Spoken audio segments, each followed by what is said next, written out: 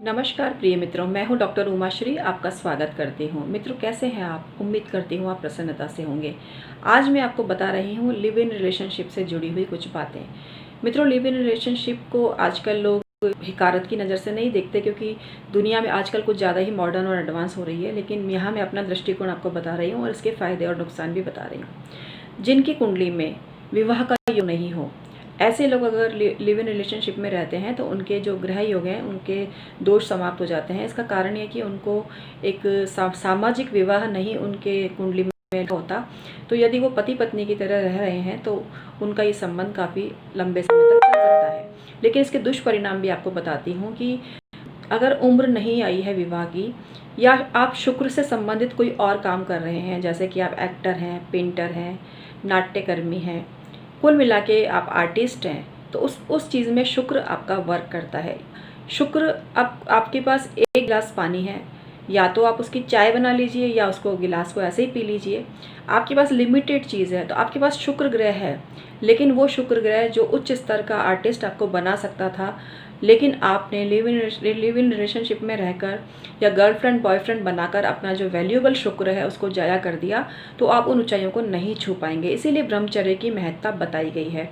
जो मनुष्य ब्रह्मचर्य का पालन करते हुए अपने उद्देश्य को के लिए प्रयासरत रहता है, वो सफलता के चरम शिखर को प्राप्त करता है। लेकिन ऐसे लोग जो शुक्र का दुरुपयोग करते हैं, मतलब जैसे आपने देखा होगा ना कि जो लोग एक्टिंग के क्षेत्र में भी आते हैं और वो लोग अगर शुक्र का इस तरह से उपयोग करने लग जाते हैं, रहने लग जाते हैं साथ में, मतलब कुल मिला के जब आपने किसी से रिलेशन बनाया तो आपका शुक्र जो है वो जागृत हो गया।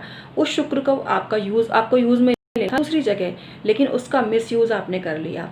तो इस तरह से विवाह से पूर्व जो लोग संबंध बनाते हैं, चाहे वो साथ रहकर बनाते हों, उनका शुक्र बुरी तरह से पीड़ित होता है और उनको दंडित करता है। इस थ्योरी को समझने वाले लोग बहुत कम हैं। कुछ लोग सोचते हैं पैसा भी आ रहा है, करियर भी बन रहा है, सब कुछ तो सही चल रहा है, तो शुक्र तो अच्छा होगा ही होगा, लेकिन यहाँ पर शुक्र पीड़ित होता है। इसके अलावा ये मेरी और मेरी जैसी और भी बहनें हैं जिनकी ये सोच है कि ऐसे लोग जो कम कपड़े पहनते हैं, जो समाज के रोल मॉडल हैं, समाज में लोग उनको देखना पसंद करते हैं, लेकिन बड़े दुख की बात है कि ऐसे लोग अपने शरीर का प्रदर्शन करते हैं। कभी गला खुला है तो पेट दिख रहा है, पेट दिख रहा है तो गला खुला है। कुल मिला के उनका एक ही उद्देश्य रहता है कि वो अपने गुणों की वजह से नहीं, अपने शरीर की वजह से लोगों को अट्रैक्ट कर सकें। तो ऐसे लोगों के खिलाफ भी कार्रवाई करनी चाहिए, क्योंकि हमारा जो समाज है ये सुसंस्कृत लोगों का समाज है और धीरे धीरे इसमें विक्षिप्तताएं आती जा रही हैं। लोग कम कपड़े पहनकर समाज का ढांचा बिगाड़ने में लगे हैं।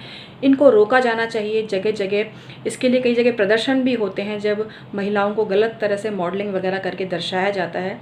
लेकिन इस मामले को थोड़ा ज़ोर पकड़ने की ज़रूरत है, जब महिलाओं को ये सोचना पड़ेगा कि उनको थोड़े सभ्य कपड़े पहनने चाहिए।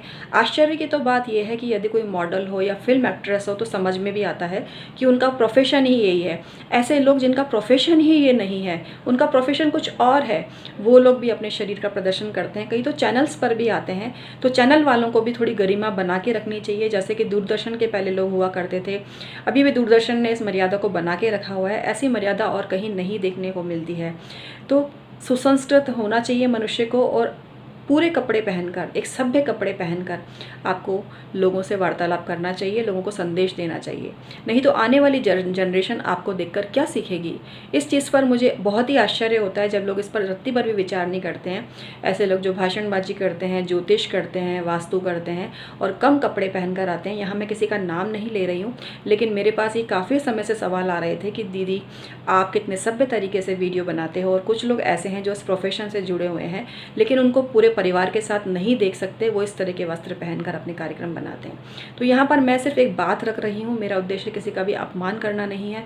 यदि मेरी बात किसी को बुरी लगती है तो मैं क्षमा चाहती हूँ, क्योंकि कोई व्यक्ति कैसे वस्त्र पहने वो उसकी निजी सोच हो सकती है, उसमें दखल देने का हमें कोई हक नहीं है। लेकिन फिर भी इस बारे में सोचा जरूर जाना चाहिए कि आप किस प्रोफेशन से बिलोंग करते हो और आप समाज को क्या दिखाना चाहते हो। लोग आपका ज्ञान देखना चाहते हैं, आपका शरीर नहीं।